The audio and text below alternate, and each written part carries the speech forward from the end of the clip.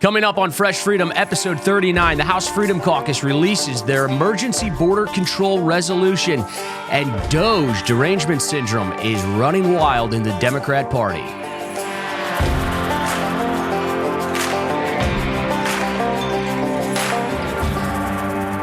Welcome to the Fresh Freedom Podcast, featuring freedom-focused representatives who are fighting for conservative values and defending your constitutional rights. I'm Nate Lucas, joined, as always, Representative Eric Burleson, Missouri, Representative Jasper Keene, Oklahoma. How are you, fellas? Thank you. That's good. Had a short weekend, and let's not talk about the Super Bowl. As long as we don't bring that up, then I'm okay to continue with this interview. It was a balanced game. I mean, don't you think? What are your questions, Nate? How about the halftime show, though? That sparked everybody's interest. I mean, that was right up both of your alleys, right? I was catatonic during the halftime show, so I don't even know what happened. Come on, let's talk about the Super Bowl. Come on. No. Come on. All right. I don't think that the viewers of Fresh Freedom want to talk about the Super Bowl. So, well, they could.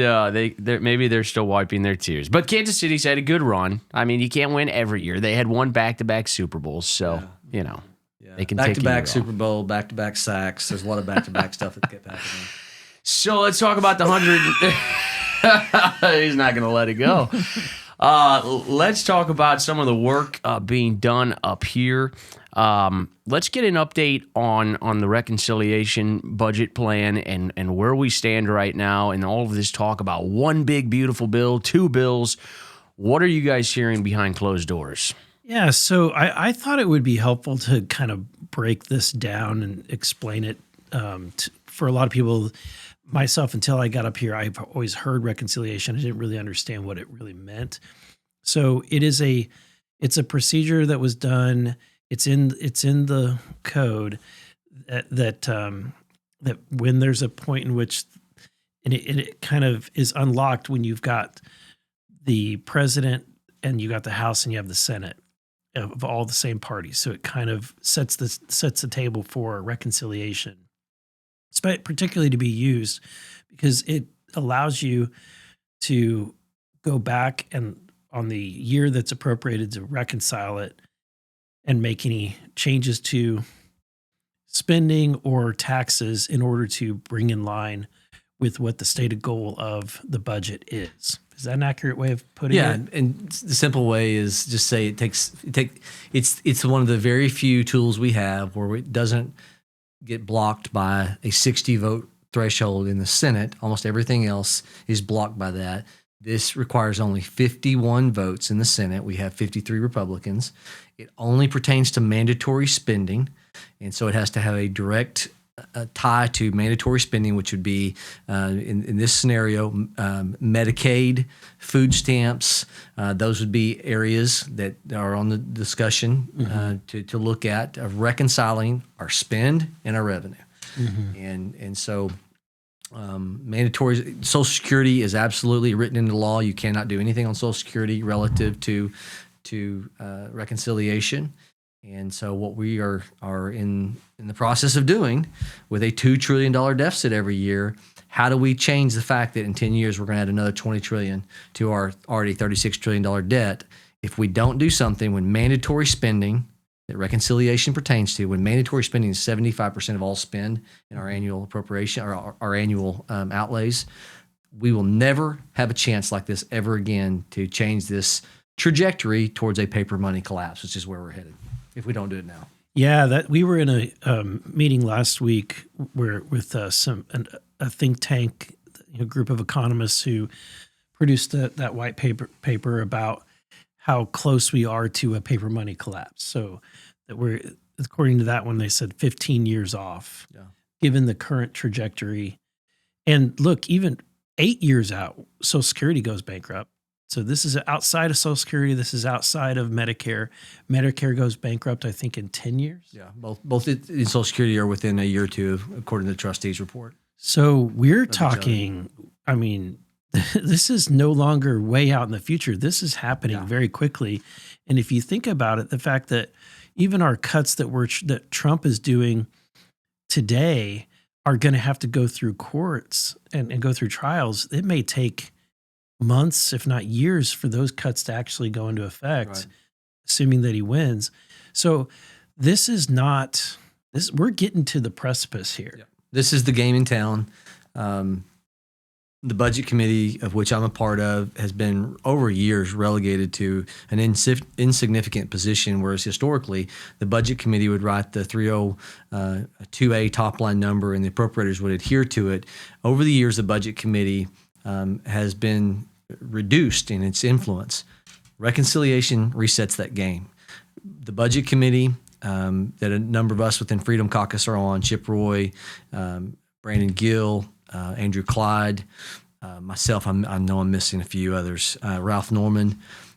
And then that committee is Jody Arrington, led by Jody Arrington. And when you've got the Lloyd Smuckers of the world and the Jay Obernalties and others that are championing, this is our time. We may not get this time ever again.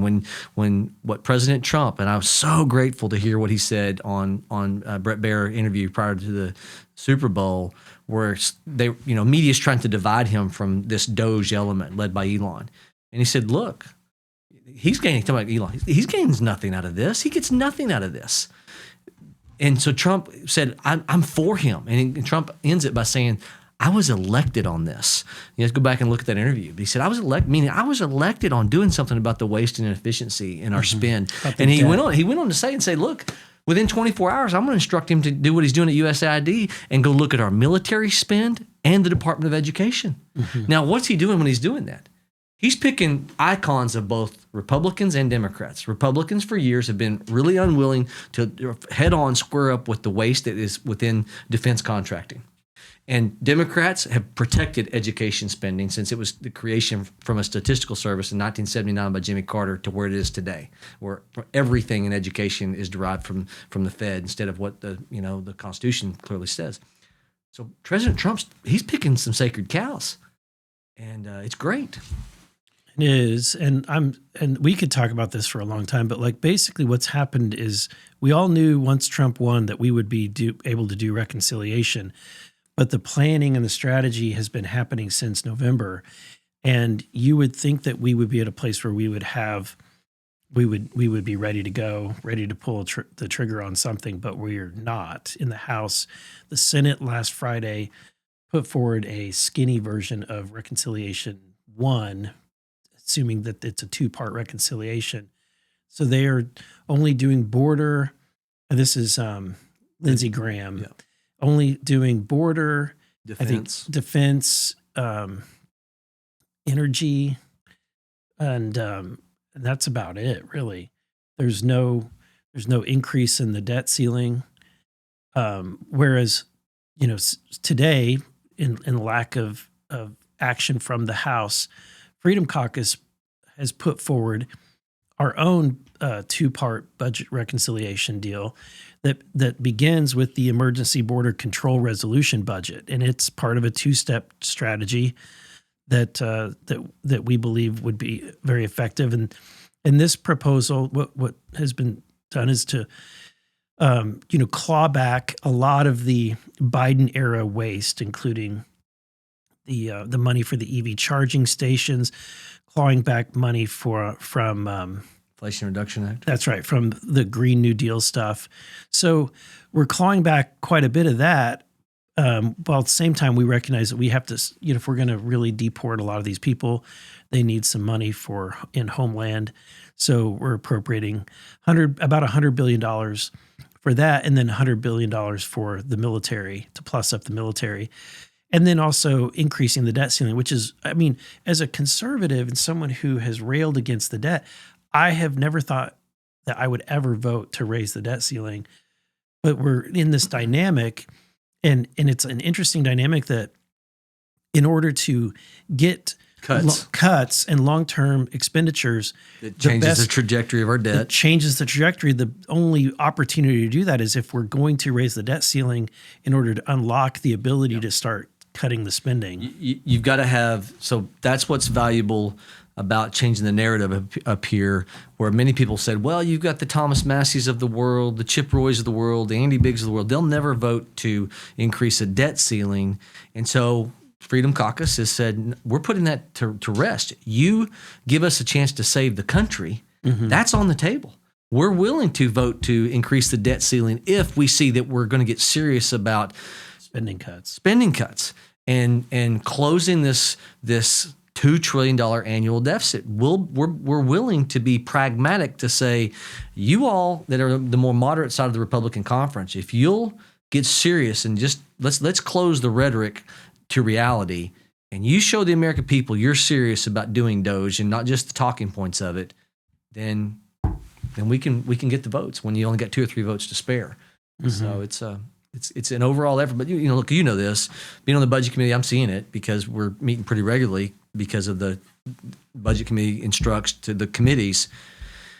It's a knife's edge that we're walking on, because if one area you can get cuts over on one side, savings on one side, and yet somebody in some congressional district is not going to be happy. We've got 2 or 3 members we can lose on every issue. And so it's taking time to be able to walk people through this. And you got a president who has a veto power. And so his position is very important also.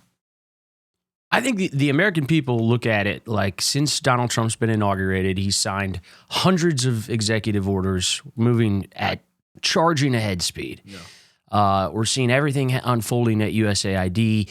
Elon and the DOGE team are finding all of this waste, fraud, and abuse.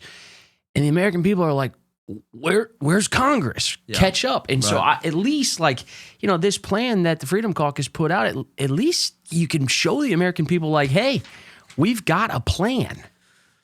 Yeah, I'm still optimistic about the plan. The budget committee, we were so close on Saturday, and it was a massive overhaul of spending. It was it included unlocking. Was it a $2 trillion base or floor? The deal was $2.5 trillion total spending cuts over 10 years. With instructions at 2. And that would dovetail into the opportunity with discretionary spending. So not only it would be an agreement that we would make some significant changes to mandatory spending, but because we would address certain areas that are always leveraged for the Democrats, it then not only shapes that, but it shapes the debt ceiling. It shapes what we're going to do on discretionary for a year or two. It gives us the ability to all told, potentially have a $3 trillion impact by the time you look at what we could do over 10 years over discretionary. So it's a significant change. Which $3 trillion, this is put everybody in perspective on this, is that $3 trillion $300 billion a year is $300 billion a year when we are currently at a $2 trillion deficit annually. So it would bring a $2 trillion deficit from $2 trillion to 1.7. True. So I actually said as much when we ended the call, because that deal has kind of fragmented in the last 24 hours to 48 hours. And so we're going back trying to figure out how we can piece it back together. And that should give the American people the understanding how difficult our job is. As a fiscal hawk up here, that we're fighting tooth and nail to get that, and it's pathetic. It is. And I actually said that, Eric. I actually said, if you take that, what we're talking about, and you do it over 10 years, and when the rhetoric comes out there, when some would say, let's just do a balanced budget.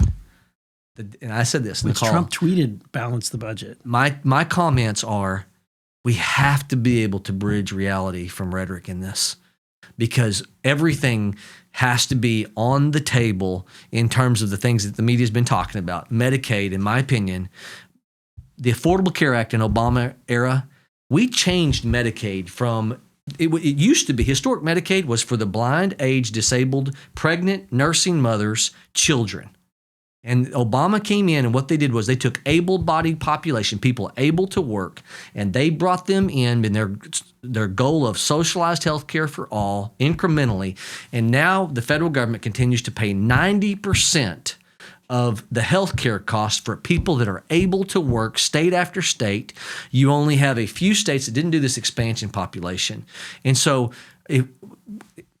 McCain, we almost had this repealed, this element, this increase, this 90% increase of something called per capita caps until John McCain walked in and did this. That was what that measure was over. And so many of us are advocating and saying, if we are ever going to get a chance to do something between bridging rhetoric to reality, We have to do something about the expense. And the last point. Do y'all know the able-bodied population is the biggest population within Medicaid now? Oh, really? Yeah, it wasn't. Wow. It wasn't 12 years ago. It used to be the disabled or the elderly or the blind. It is now the able-bodied population is the biggest growth. It's the biggest spend, the biggest subgroup within Medicaid. Now, you tell me how that aligns with historic intent on Medicaid. To me, that fits under the umbrella of fraud. Even though it might not ultimately land under fraud, that should be fraud.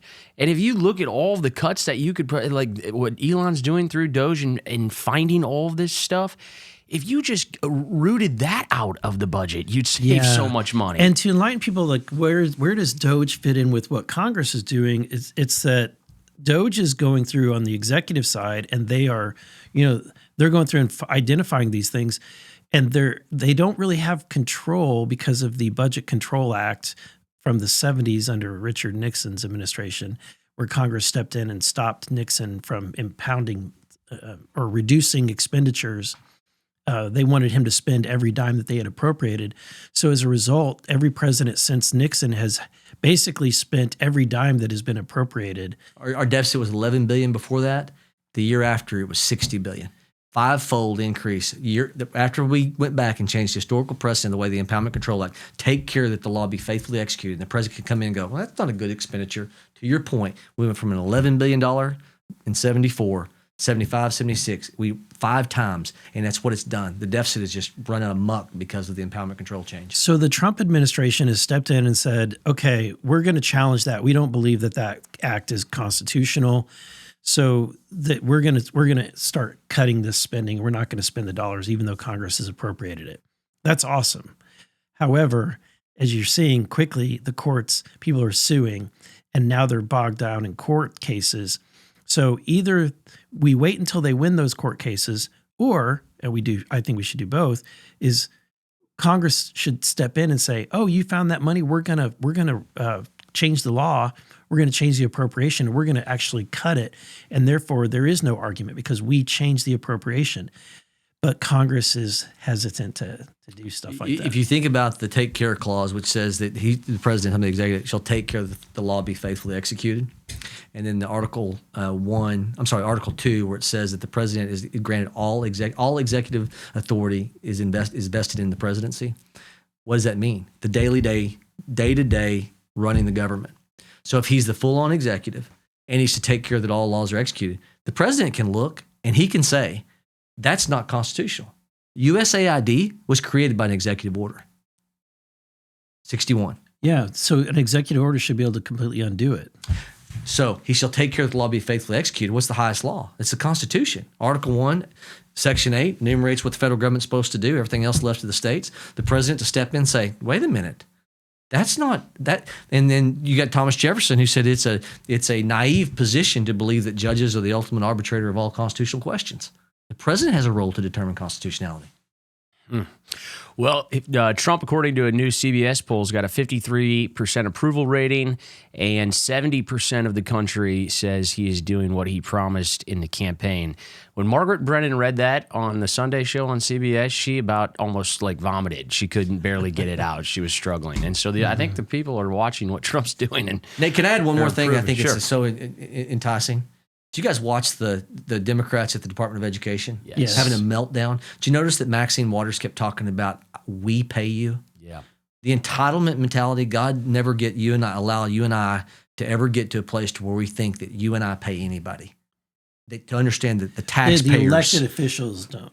the taxpayers, Yeah, the taxpayers pay it. it's their money. It's not we're some oligarchy up here and we're the elite and the entitlement mentality that comes out. We pay your salary. Oh, and they're throwing a tantrum. Oh, They're absolutely throwing a tantrum. I think that it's really foolish that they're picking this fight. USAID is really where you want to throw down. Scott Jennings on CNN the other night said Democrats are taking the 2080 position. They're putting all their weight in the bucket of the 20 percentile. And while the 80% is moving on, it's unbelievable what they're losing their mind. Honestly, I'm grateful because then we can just expose them when we go into these other areas and talk about waste. We can say, "Oh yeah, remember when you lost your mind because we were trying to cut money from going to transgender, Peru, transgender Colombia, right. Sesame Street, Iraq. Yeah. And you lost your mind then. So why? I mean, obviously you're going to lose your mind now. It doesn't give you, it's the boy who cried wolf, right? It gives them little credibility. There was a great article. We're out of time, but it was today by The Blaze. Democrats can't figure out where to stand or when to fight. Their antics are only getting worse. And that scene at the Department of Education was just outright embarrassing. But the mentality is, I mean, just their ideology. They don't understand the precious resource of the American taxpayer. Somehow they think they got elected and they're the end all be all. It's we the people. I mean, there was such an entitled mentality there. It was just disgusting. Congressman, always a pleasure. Thank you very much. Thank you. And be sure to follow their official accounts on X at Rep. Eric Burleson and at Rep. Burkeen. You can catch Fresh Freedom on Spotify, Apple, YouTube, X, and Rumble. Be sure to like, share, and subscribe. Stand strong, stay informed, and keep fighting for freedom.